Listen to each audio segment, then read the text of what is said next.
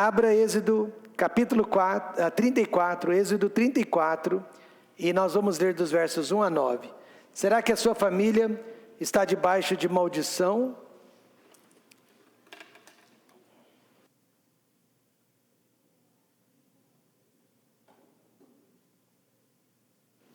Podem permanecer assentados.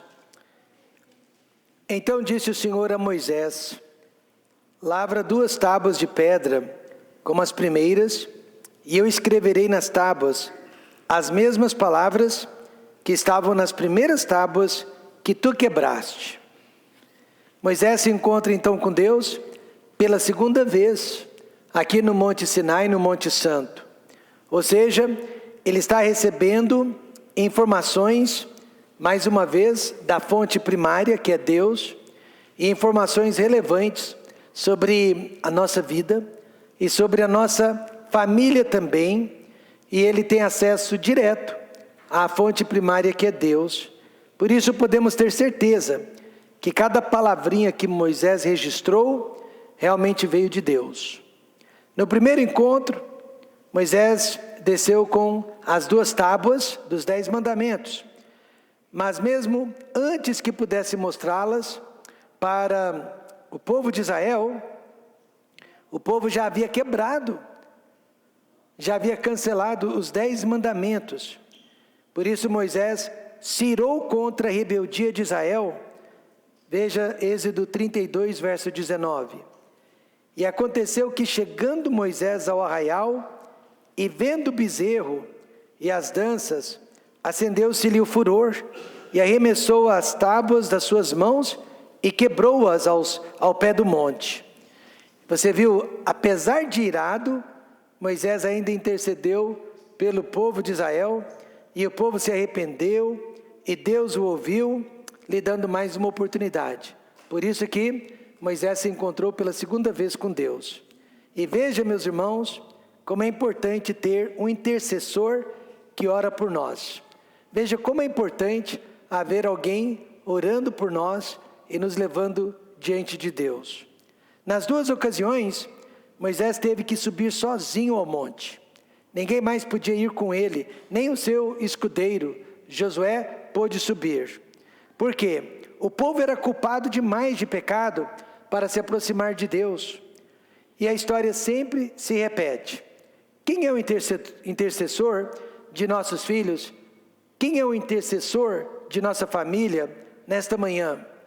Quem pode interceder pela nossa casa, senão aquelas pessoas que estão mais próximas de Deus?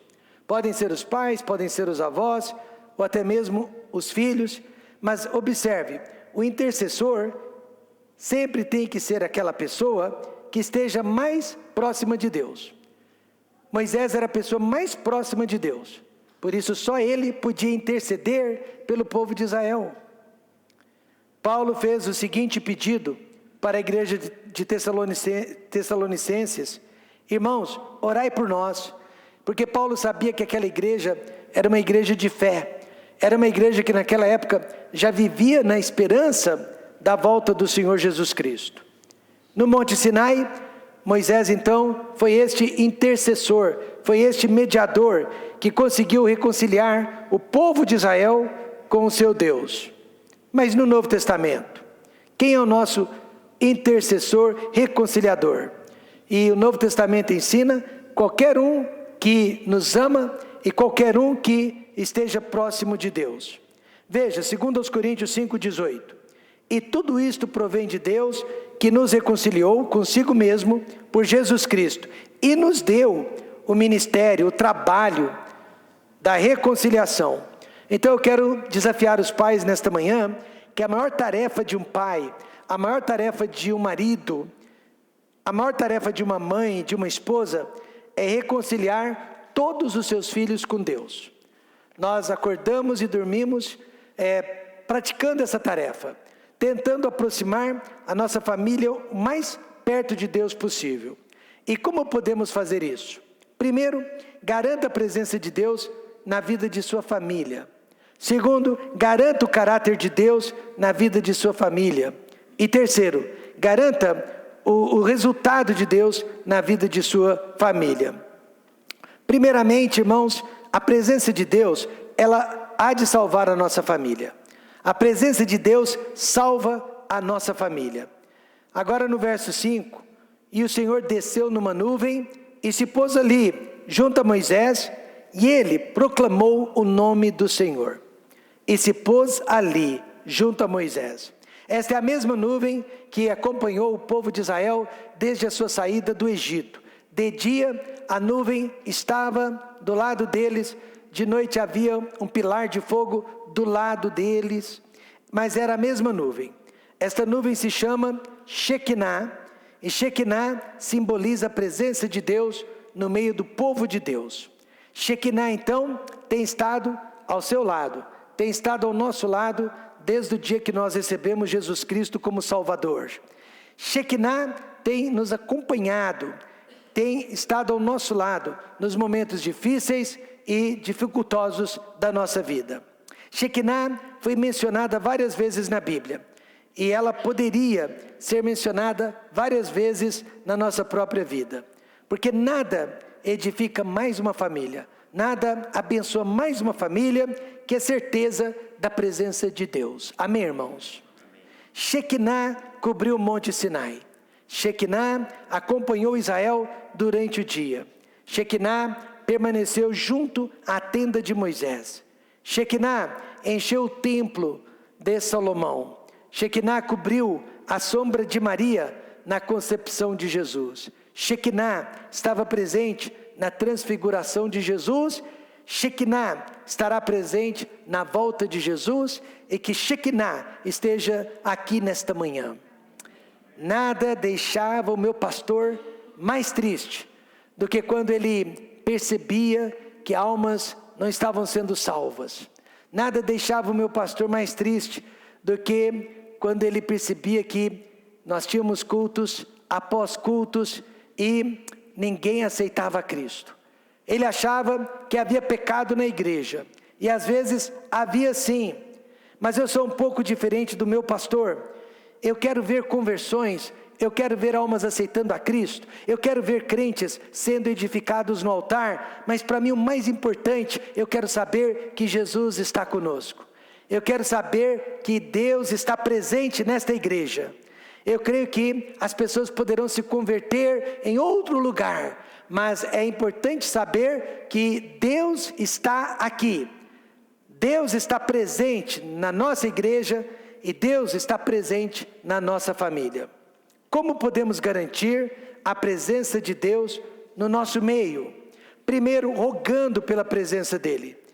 Ele se pôs junto a Moisés, porque Moisés havia passado 40 dias, 40 noites, jejuando e orando pela presença de Deus. Deus não apareceu para Moisés frente a frente, como nós estamos aqui nesta manhã. Deus não mostrou para Moisés toda a sua essência divina, mas de uma forma especial, Deus permitiu que Moisés pudesse vê-lo, pudesse senti-lo, saber que ele estava ali. Afinal de contas, foi isso que Moisés havia pedido a Deus no capítulo anterior: deixe-me vê-lo. Veja Êxodo 33:18. Então ele disse: rogo-te que me mostres a tua glória. Não é errado então pedir que Deus mostre a sua glória para nós quando oramos. Não é errado, irmãos, desejarmos que Deus se revele a nós quando frequentamos a igreja. Errado é você e eu entrarmos e sairmos da presença de Deus como que se nada tivesse acontecido. Errado é nós estarmos diante de Deus e sairmos da mesma forma que nós entramos.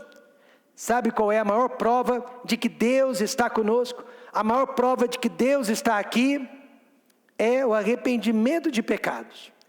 Quando Deus se faz presente, meus amados irmãos, a nossa maior necessidade é a de purificação.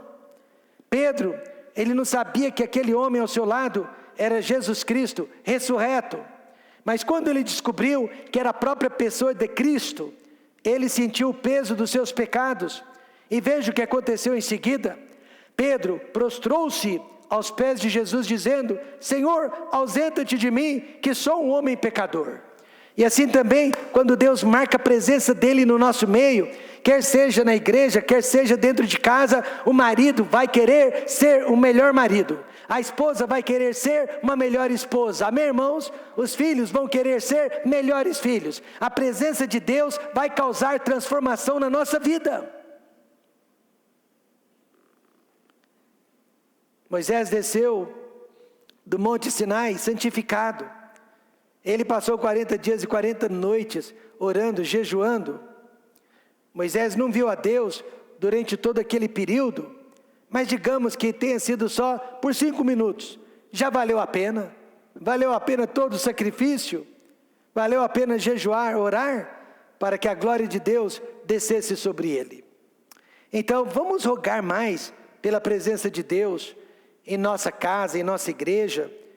Eu creio que esses 2 lugares deveriam ser o nosso oásis de paz e de conforto, porque Deus habita ali. Então, rogando pela presença de Deus, e segundo, glorificando a presença de Deus. O que devemos fazer quando Deus se faz presente? O Senhor Deus, misericordioso e piedoso, tardio em irar-se, e grande em beneficência e verdade. Você percebeu? Além do conhecimento, agora Moisés viu de primeira mão os atributos de Deus. Uma coisa é saber o que Deus é, outra coisa bem diferente é ver o que Deus é. Moisés já sabia tudo isso sobre Deus, mas agora ele viu. Deus não possui misericórdia, ele viu que Deus é a própria misericórdia. Deus não possui piedade, ele viu que Deus é a própria piedade. Então Moisés viu além de saber, mas Moisés viu apenas as costas de Deus naquele dia, e não o rosto de Deus. Ele não viu a frente de Deus, ele viu o vulto de Deus passando, mas ele não viu a essência de Deus, e nem poderia. Veja, Êxodo 33, 20, e disse mais: não poderás ver a minha face, porquanto homem nenhum verá a minha face e viverá. Se você deseja a presença de Deus nesta manhã, comece a glorificá-lo. Diga quem Ele é, diga o que Ele fez, diga o que Ele faz, e diga para Ele porque você o ama. Sabe quem disse essas palavras? Misericordioso e piedoso, tardio em irar-se, grande em beneficência e verdade, foi o próprio Deus. É Deus falando de si mesmo.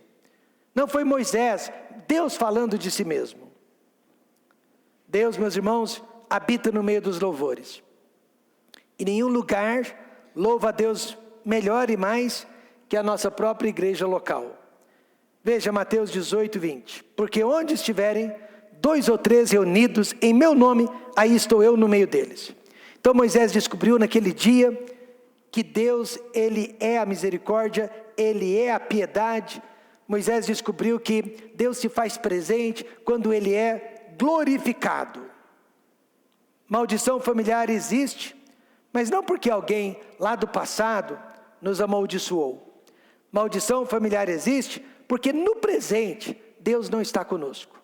Porque no presente Deus não se faz presente na nossa casa, no nosso lar. Então, meus irmãos, eu quero dizer nesta manhã, a presença de Deus pode salvar a sua família. Às vezes você está atrás de soluções que não vão ajudá-lo. Você não precisa de um psicólogo, você não precisa de remédios. O que você precisa é da presença de Deus. E quanto mais presente Deus for na sua vida, na vida do seu lar, mais vitórias vocês vão ganhar. Segundo, o caráter de Deus salva a sua família. Verso 6, passando pois o Senhor perante ele, clamou. Quem clamou? Deus clamou. Deus diz, o Senhor, Deus, misericordioso e piedoso, tardio em irar-se e grande em beneficência e verdade. Você viu que quem clamou aqui foi o próprio Deus e não Moisés. Moisés queria conhecê-lo, né? Então Deus falou de si mesmo. Você quer me conhecer? Aqui nós temos uma experiência espiritual e emocional e intelectual ao mesmo tempo a respeito de Deus. Veja, Moisés conheceu a Deus de 3 maneiras: espiritualmente, emocionalmente e intelectualmente.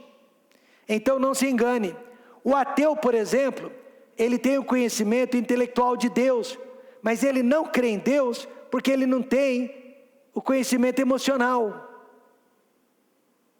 Ele conhece a Deus mentalmente, mas não conhece a Deus emocionalmente. Nós precisamos dos dois.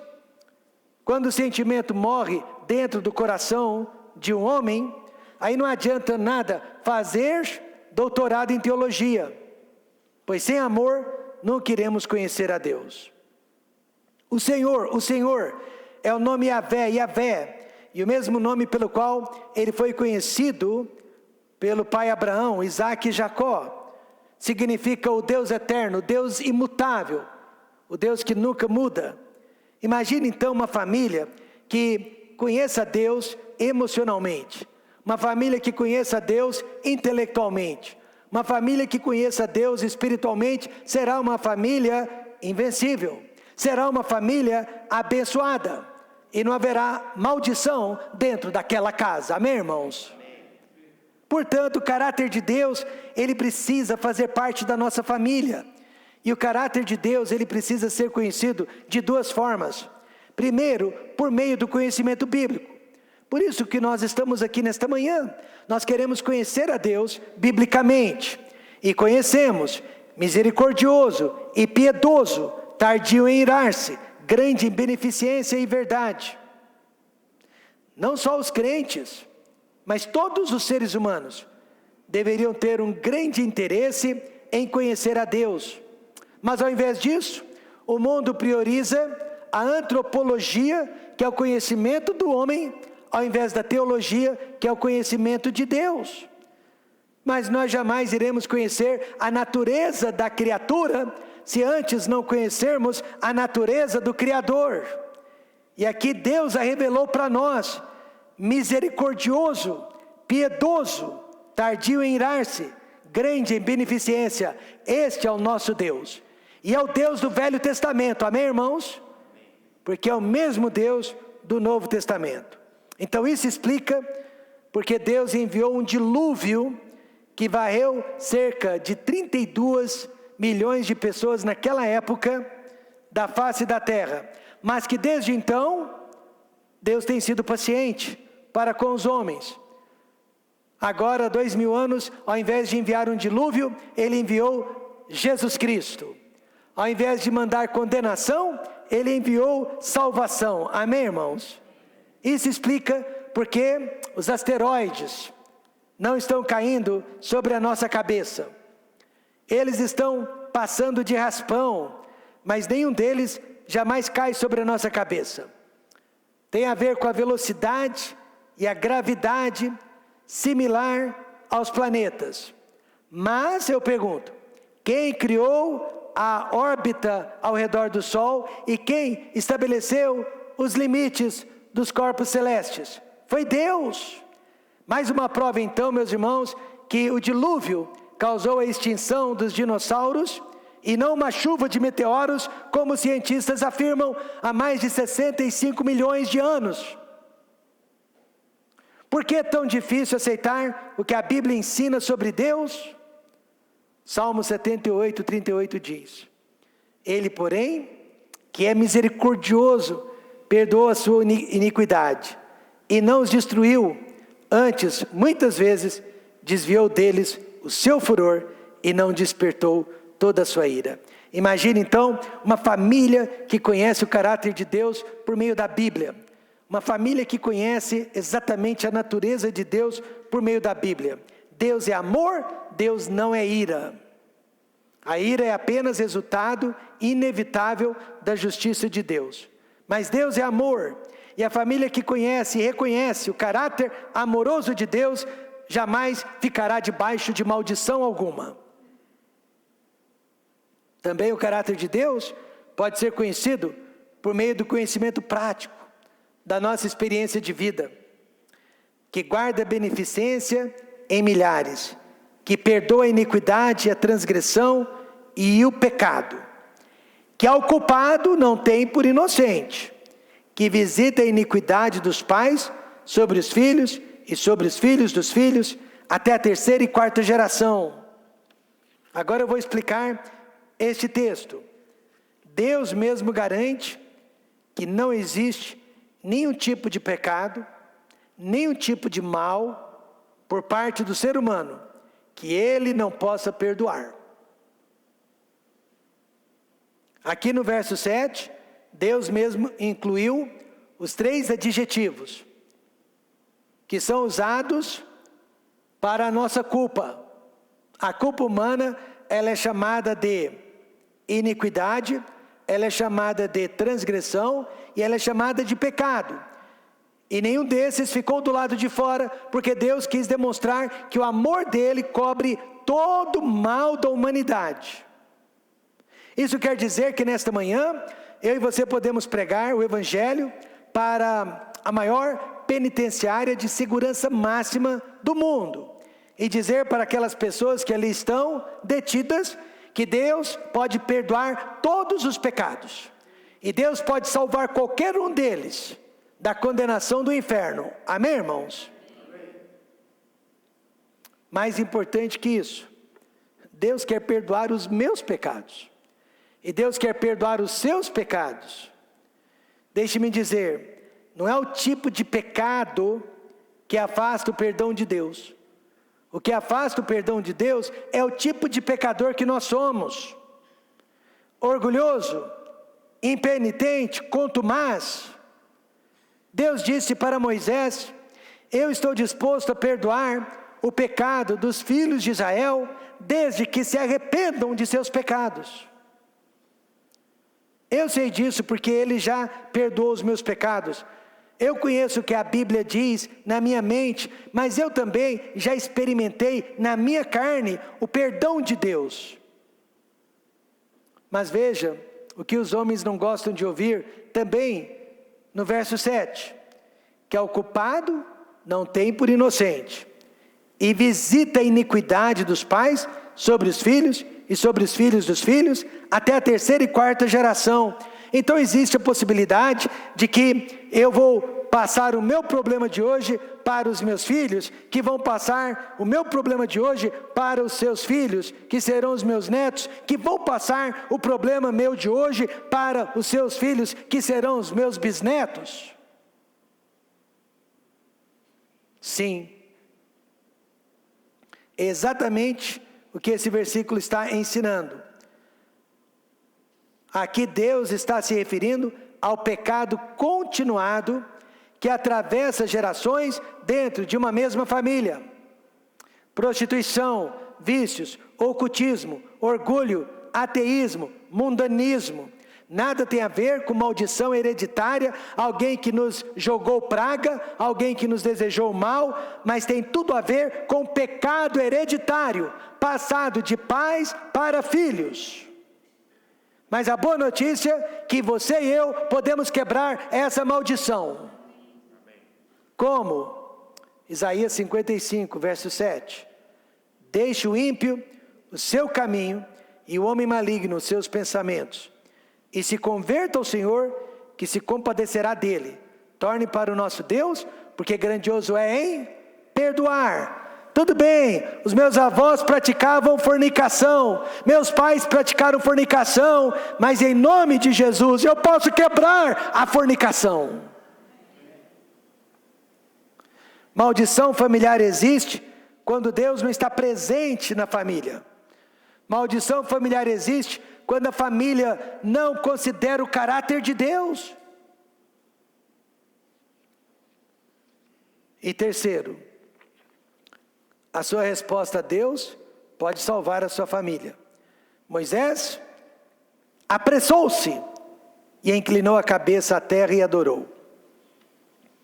Não podemos perder tempo. Moisés se apressou. A salvação de nossa família precisa ser logo. Dizem os psicólogos que nós só temos 2, 3 anos de tempo para moldar o caráter de uma criança. A partir do 4 aninhos de idade, 5 aninhos de idade, aquela criança já formou o seu caráter. Nós temos pouco tempo para salvar os nossos filhos, pouco tempo para salvar a nossa família. Por isso Moisés apressou-se. A salvação de nossa família depende da nossa pressa em amar e servir a Deus. Parar de perder tempo com este mundo. Quando Moisés conheceu a presença e o caráter de Deus, ele respondeu como? Com adoração, com louvor e com serviço. Adoração, louvor e trabalho. Aqui podemos ver o Moisés emotivo. Podemos ver o Moisés sensível.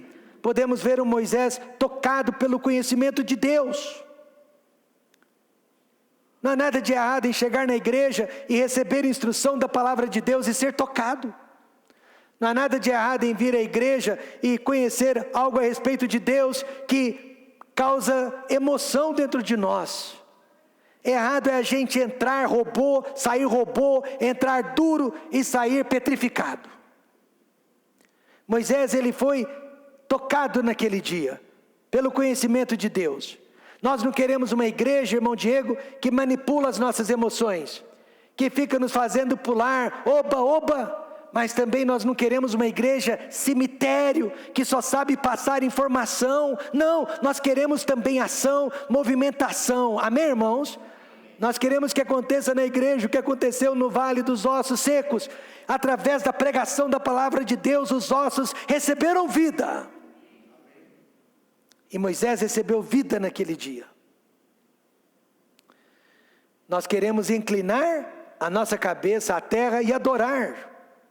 Paulo disse que a ciência incha, mas o amor edifica. O que devemos orar a Deus quando passamos a conhecer o seu caráter? Orar pela presença de Deus. E disse: Senhor, se agora tenho achado graça aos teus olhos, vá agora o Senhor no meio de nós, porque este é um povo de dura cerviz. Veja, depois de conhecer o caráter de Deus, Moisés sabia que precisava de Deus com ele. Primeiro pedido de Deus: venha conosco. Agora que eu te conheço, venha conosco. Deus seria o melhor amigo da família. Deus seria o melhor amigo de Israel. Sua primeira reação foi: venha conosco. Mas Moisés sabia que Israel não merecia a presença de Deus. E Moisés já avisou: olha, Senhor, já vou te avisando, é um povo rebelde, mas por favor venha conosco.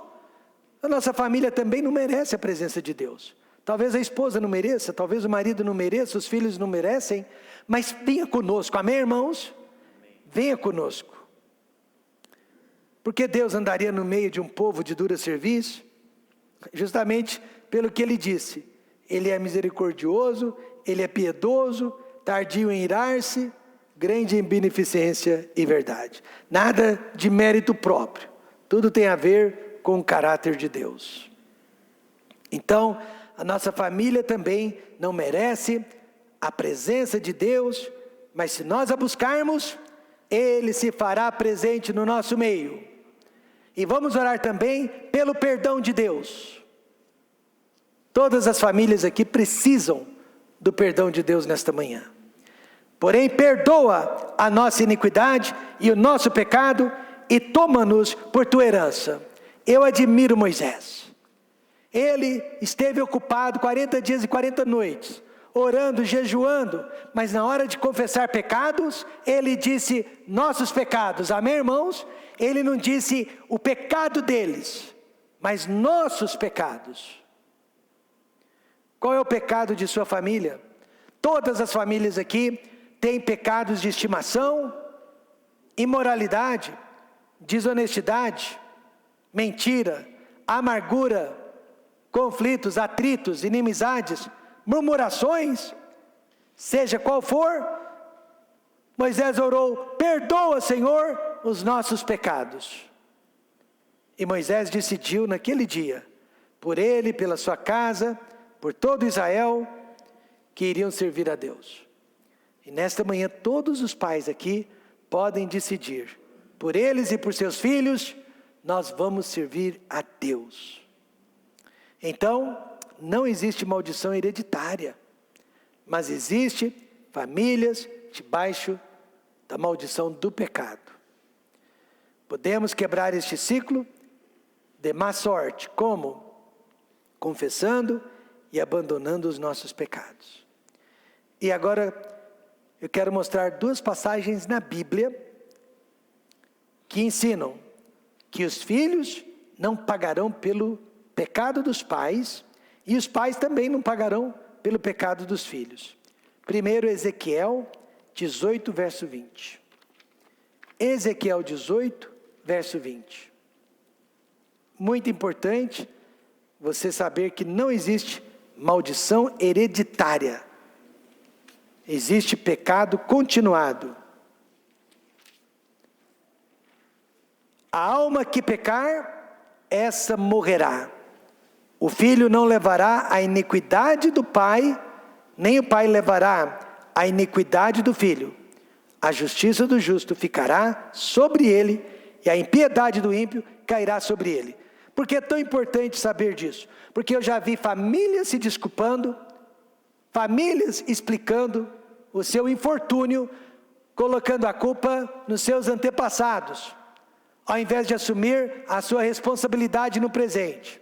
Eu já vi uma mãe dizendo que na família dela ninguém jamais se casou virgem, ela não se casou virgem e que portanto as filhas não se casariam virgem, era uma maldição hereditária. Não, isso se chama falta de vergonha.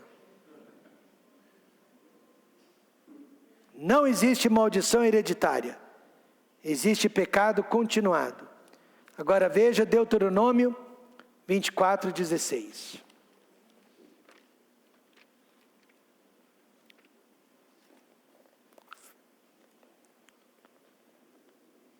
Os pais não morrerão pelos filhos, nem os filhos pelos pais. Cada um morrerá pelo seu pecado. Então, nesta manhã, eu chamo toda a família à responsabilidade. Cabe a você, mãe, cabe a você, pai, quebrar a continuidade do pecado.